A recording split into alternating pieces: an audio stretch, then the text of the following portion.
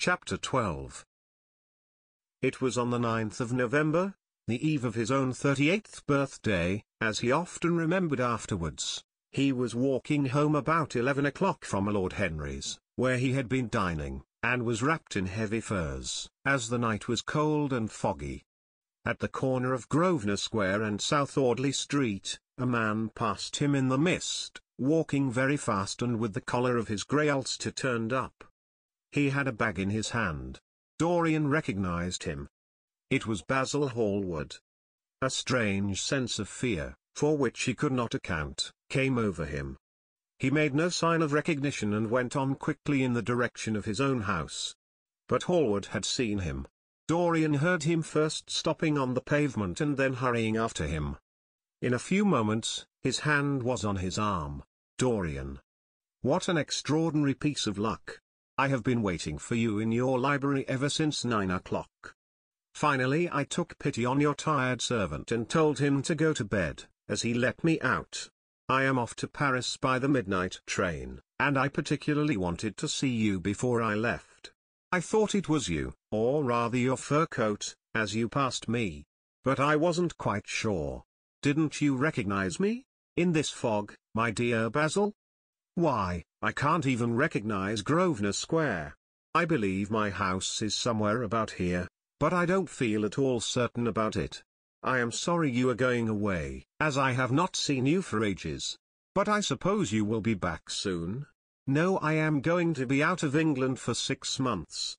I intend to take a studio in Paris and shut myself up till I have finished a great picture I have in my head. However, it wasn't about myself I wanted to talk. Here we are at your door. Let me come in for a moment. I have something to say to you. I shall be charmed. But won't you miss your train? Said Dorian Gray languidly as he passed up the steps and opened the door with his latchkey. The lamplight struggled out through the fog, and Hallward looked at his watch. I have heaps of time, he answered. The train doesn't go till 12:15, and it is only just 11. In fact, I was on my way to the club to look for you, when I met you. You see, I shan't have any delay about luggage, as I have sent on my heavy things. All I have with me is in this bag, and I can easily get to Victoria in 20 minutes. Dorian looked at him and smiled. What a way for a fashionable painter to travel. A Gladstone bag and an ulster. Come in, or the fog will get into the house. And mind you don't talk about anything serious. Nothing is serious nowadays. At least nothing should be. Hallward shook his head, as he entered, and followed Dorian into the library. There was a bright wood fire blazing in the large open hearth. The lamps were lit, and an open Dutch silver spirit case stood, with some siphons of soda water and large cut glass tumblers, on a little marquetry table. You see, your servant made me quite at home, Dorian. He gave me everything I wanted, including your best gold-tipped cigarettes. He is a most hospitable creature. I like him much better than the Frenchman you used to have. What has become of the Frenchman, by the by? Dorian shrugged his shoulders. I believe he married Lady Radley's maid, and has established her in Paris as an English dressmaker. Anglomania is very fashionable over there now, I hear. It seems silly of the French, doesn't it? But do you know? He was not at all a bad servant. I never liked him, but I had nothing to complain about. One often imagines things that are quite absurd. He was really very devoted to me and seemed quite sorry when he went away. Have another brandy and soda? Or would you like hock and seltzer? I always take hock and seltzer myself. There is sure to be some in the next room. Thanks, I won't have anything more, said the painter, taking his cap and coat off and throwing them on the bag that he had placed in the corner. And now, my dear fellow, I want to speak to you seriously. Don't frown like that. You make it so much more difficult for me. What is it all about? Cried Dorian in his petulant way, flinging himself down on the sofa. I hope it is not about myself. I am tired of myself tonight. I should like to be somebody else. It is about yourself, answered Hallward in his grave deep voice, and I must say it to you. I shall only keep you half an hour." Dorian sighed and lit a cigarette. "Half an hour," he murmured. "It is not much to ask of you, Dorian, and it is entirely for your own sake that I am speaking. I think it right that you should know that the most dreadful things are being said against you in London. I don't wish to know anything about them. I love scandals about other people, but scandals about myself don't interest me. They have not got the charm of novelty. They must interest you, Dorian. Every gentleman is interested in his good name. You don't want people to talk of you as something vile and degraded. Of course, you have your position, and your wealth, and all that kind of thing. But position and wealth are not everything. Mind you, I don't believe these rumors at all. At least, I can't believe them when I see you. Sin is a thing that writes itself across a man's face. It cannot be concealed. People talk sometimes of secret vices. There are no such things. If a wretched man has a vice, it shows itself in the lines of his mouth, the droop of his eyelids, the molding of his hands even. Somebody, I won't mention his name, but you know him, came to me last year to have his portrait done. I had never seen him before, and had never heard anything about him at the time, though I have heard a good deal since. He offered an extravagant price. I refused him. There was something in the shape of his fingers that I hated. I know now that I was quite right in what I fancied about him. His life is dreadful. But you, Dorian, with your pure, bright, innocent face, and your marvelous untroubled youth, he can't believe anything against you. And yet I see you very seldom, and you never come down to the studio now, and when I am away from you, and I hear all these hideous things that people are whispering about you, I don't know what to say. Why is it, Dorian, that a man like the Duke of Berwick leaves the room of a club when you enter it? Why is it that so many gentlemen in London will neither go to your house or invite you to theirs? You used to be a friend of Lord Staveley. I met him at dinner last week. Your name happened to come up in conversation, in connection with the miniatures you have lent to the exhibition at the Dudley. Staveley curled his lip and said that you might have the most artistic tastes, but that you were a man whom no pure-minded girl should be allowed to know, and whom no chaste woman should sit in the same room with. I reminded him that I was a friend of yours, and asked him what he meant. He told me. He told me right out before everybody. It was horrible. Why is your friendship so fatal to young men? There was that wretched boy in the Guards who committed suicide. You were his great friend. There was Sir Henry Ashton, who had to leave England with a tarnished name. You and he were inseparable. What about Adrian Singleton and his dreadful end? What about Lord Kent's only son and his career? I met his father yesterday in St. James's Street. He seemed broken with shame and sorrow. What about the young Duke of Perth?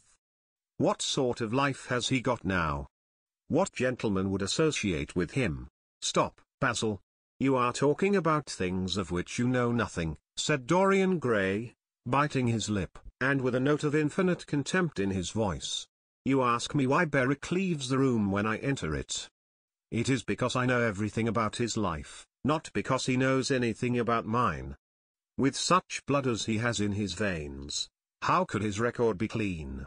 You ask me about Henry Ashton and young Perth. Did I teach the one his vices, and the other his debauchery?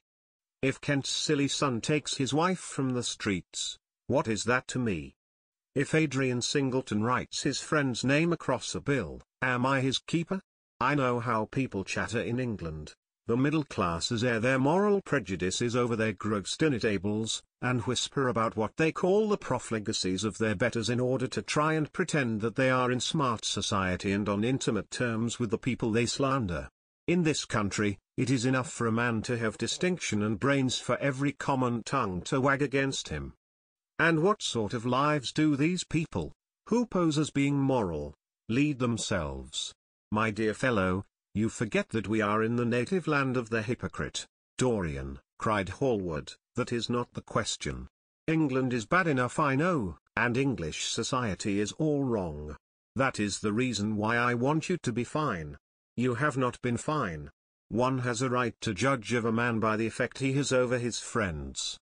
Yours seem to lose all sense of honor, of goodness, of purity. You have filled them with a madness for pleasure. They have gone down into the depths.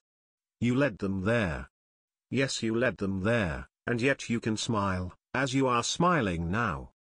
And there is worse behind. I know you and Harry are inseparable. Surely for that reason, if for none other, you should not have made his sister's name a byword. Take care, Basil. You go too far. I must speak, and you must listen. You shall listen.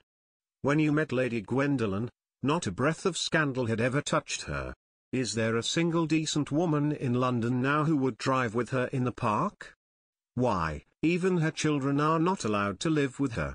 Then there are other stories that you have been seen creeping at dawn out of dreadful houses and slinking in disguise into the foulest dens in London. Are they true? Can they be true? When I first heard them, I laughed.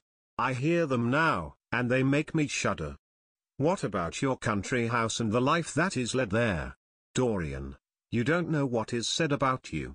I won't tell you that I don't want to preach to you. I remember Harry saying once that every man who turned himself into an amateur curate for the moment always began by saying that, and then proceeded to break his word.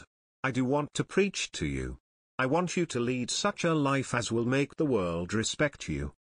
I want you to have a clean name and a fair record. I want you to get rid of the dreadful people you associate with. Don't shrug your shoulders like that. Don't be so indifferent. You have a wonderful influence.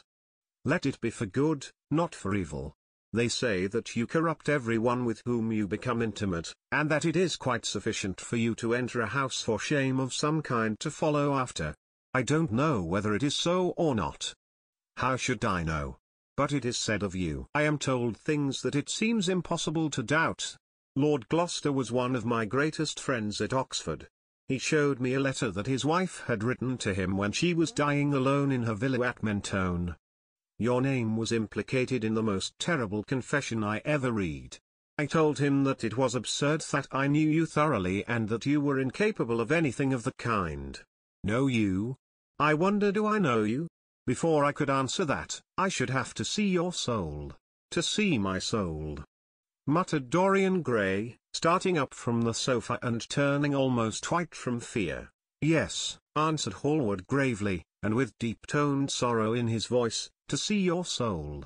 But only God can do that. A bitter laugh of mockery broke from the lips of the younger man. You shall see it yourself, tonight, he cried, seizing a lamp from the table. Come, it is your own handiwork. Why shouldn't you look at it? You can tell the world all about it afterwards, if you choose. Nobody would believe you. If they did believe you, they would like me all the better for it. I know the age better than you do, though you will brat about it so tediously. Come, I tell you. You have chattered enough about corruption. Now you shall look on it face to face. There was the madness of pride in every word he uttered. He stamped his foot upon the ground in his boyish insolent manner. He felt a terrible joy at the thought that someone else was to share his secret, and that the man who had painted the portrait that was the origin of all his shame was to be burdened for the rest of his life with the hideous memory of what he had done. Yes, he continued, coming closer to him and looking steadfastly into his stern eyes, I shall show you my soul. You shall see the thing that you fancy only God can see. Hallward started back. This is blasphemy, Dorian, he cried. You must not say things like that. They are horrible, and they don't mean anything. You think so? He laughed again. I know so. As for what I said to you tonight, I said it for your good. You know I have been always a staunch friend to you. Don't touch me. Finish what you have to say. A twisted flash of pain shot across the painter's face. He paused for a moment, and a wild feeling of pity came over him. After all, what right had he to pry into the life of Dorian Gray? If he had done a tithe of what was rumoured about him, how much he must have suffered. Then he straightened himself up, and walked over to the fireplace, and stood there, looking at the burning logs with their frost-like ashes and their throbbing cores of flame. "I am waiting, Basil," said the young man in a hard, clear voice. He turned round. "What I have to say is this," he cried. "You must give me some answer to these horrible charges that are made against you. If you tell me that they are absolutely untrue from beginning to end, I shall believe you. Deny them, Dorian. Deny them. Can't you see what I am going through? My God! Don't tell me that you are bad, and corrupt, and shameful." Dorian Gray smiled. There was a curl of contempt in his lips. "Come upstairs, Basil," he said quietly. "I keep a diary of my life from day to day, and it never leaves the room in which it is written. I shall show it to you if you come with me. I shall come with you, Dorian, if you wish it. I see I have missed my train. That makes no matter. I can go tomorrow. But don't ask me to read anything tonight. All I want is a plain answer to my question. That shall be given to you upstairs. I could not give it here. You will not have to read long,